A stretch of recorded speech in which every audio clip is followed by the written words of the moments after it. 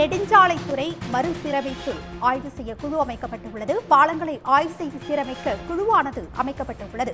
அண்மை செய்தியாக பார்த்து வருகிறோம். பாலங்கள் சிறப்பு ஆய்வு அலகு அமைத்து தமிழ்நாடு அரசின் நெடுஞ்சாலைத்துறை உத்தரவு பிறப்பித்துள்ளது. நெடுஞ்சாலைத்துறை கீழ் கட்டப்பட்ட பாலங்களை ஆய்வு செய்து பழுது ஏற்பட்டிருப்பின் உடனுக்குடன் சீரமைக்க குழுவானது அமைக்கப்பட்டுள்ளது. நிபுணத்துவம் வாய்ந்த நெடுஞ்சாலைத்துறை பொறியாளர்களை கொண்ட குழு அமைக்கப்பட்டுள்ளது. அண்மை செய்தியாக பார்த்து வருகிறோம். பாலங்களை ஆய்வு செய்து சீரமைக்க குழு அமைக்கப்பட்டுள்ளது.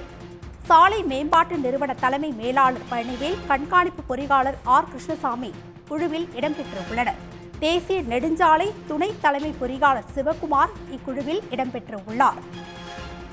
நெடுஞ்சாலைத்துறையில் தற்காலிக பணியிடங்களை நிரந்தர பணியிடங்களாக மாற்றம் செய்வது குறித்து ஆய்வு செய்ய குழு அமைக்கப்பட்டுள்ளது. 5 பேர் கொண்ட குழுவை அமைத்து தமிழ்நாடு அரசு அரசாணை வெளியிட்டுள்ளது. உடனுக்குடன் செய்திகளை தெரிந்து கொள்ள சன் நியூஸ் பெல் ஐகானை கிளிக் பண்ணுங்க.